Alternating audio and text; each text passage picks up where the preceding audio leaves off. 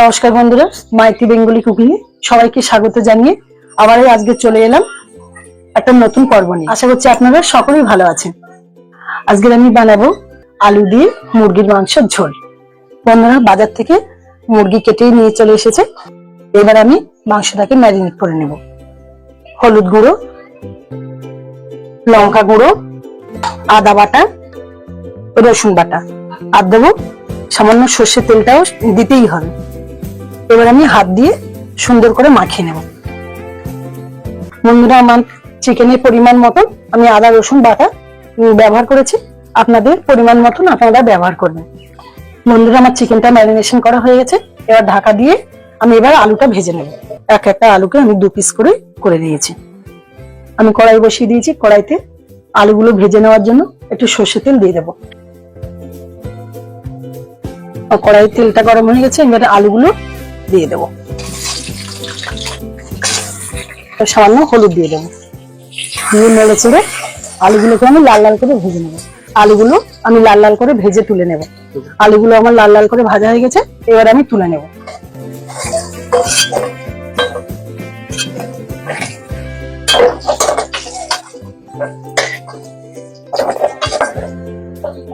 আলু ভাজা তেলে আর একটু সর্ষে তেল মিশিয়ে দেবো। আমি এবার ফোড়ন দিয়ে দেবো 2টো তেজপাতা আর গোটা গরম মশলা, দারচিনি, লবঙ্গ আর এলাচ। ফোড়নগুলো নেড়ে চেড়ে কোঁচানো পেঁয়াজ দিয়ে দেবো। আমি এখানে মাঝারি সাইজের পেঁয়াজ 5টা দিয়েছি। আমি পেঁয়াজের উপরে আদা বাটা, চিকেনের পরিমাণ মতন আদা বাটা, রসুন বাটা, ধনে গুঁড়ো এখানে আমি 2 চামচ দেবো, জিরে গুঁড়ো 1 চামচ, হলুদ গুঁড়ো 1 চামচ, লঙ্কা গুঁড়ো 1 চামচ। আমি সমস্ত মশলাগুলো ভালো করে কষে নেব। আমি এবার এর উপরে দিয়ে দিলাম টমেটো কুচানো।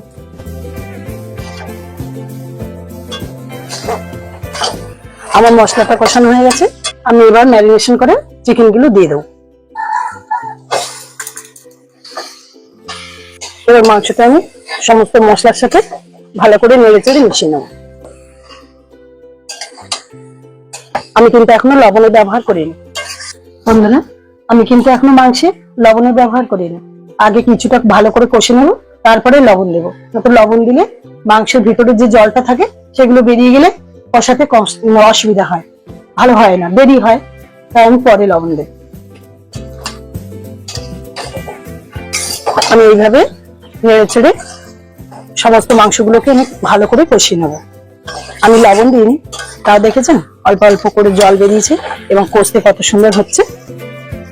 আমি এবারে মাংসের উপরে 1 চামচ মরিচ গুঁড়ো দিয়ে দেবো। এবার দেবো লেবু, একটু লেবুর রস,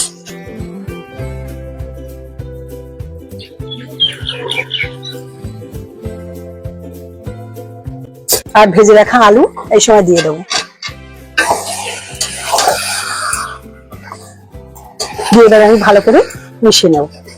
আমি পরিমাণ মতো, আমার মাংসের পরিমাণ মতো আমি এবার লবণ দিয়ে দেবো। আর তার আগে লেবুটা দিলাম যাতে মাংসটা না ঘেটে যায়। এবার ভালো করে আমি এটা কষিয়ে নেব। বন্ধুরা, আমার মাংসটা কষানো হয়ে গেছে। এইবারে জল দিয়ে দেবো। এবার আমি এক পাশে আমি গরম জল করতে বসিয়ে দিয়েছিলাম। আমি এবার গরম জল দিয়ে দেবো।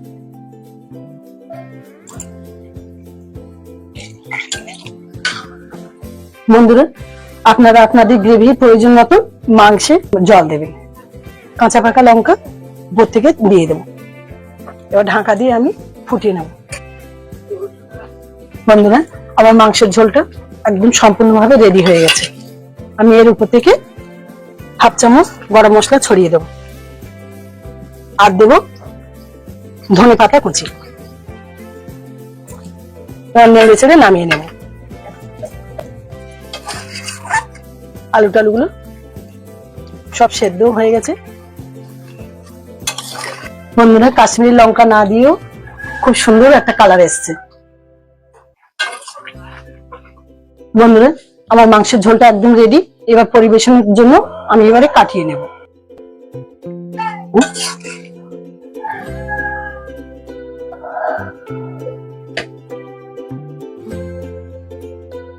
বন্ধুরা কত সুন্দর কালার হচ্ছে, দেখ এই থালাতে আমি এইভাবে সাজিয়ে আমি পরিবেশন করলাম। বন্ধুরা আমার এই রেসিপিটা কেমন লাগলো অবশ্যই আপনারা কমেন্ট করে জানাবেন। আপনাদের কমেন্টের অপেক্ষায় থাকলাম। লাইক কিন্তু আপনারা করবেন, কেউ লাইক করছেন না, আর আমার চ্যানেলে কেউ কিন্তু সাবস্ক্রাইব করছেন না। আপনাদের অপেক্ষায় থাকলাম, আর আপনারা লাইক কমেন্ট দুটোই করবেন, না হলে আমি বুঝবো কি করে যে আমার রেসিপিগুলো কেমন লাগছে। আজ তবে আসি, দেখা হচ্ছে অন্য কোনো রেসিপি নিয়ে। সবাই সুস্থ থাকবেন, ভালো থাকবেন।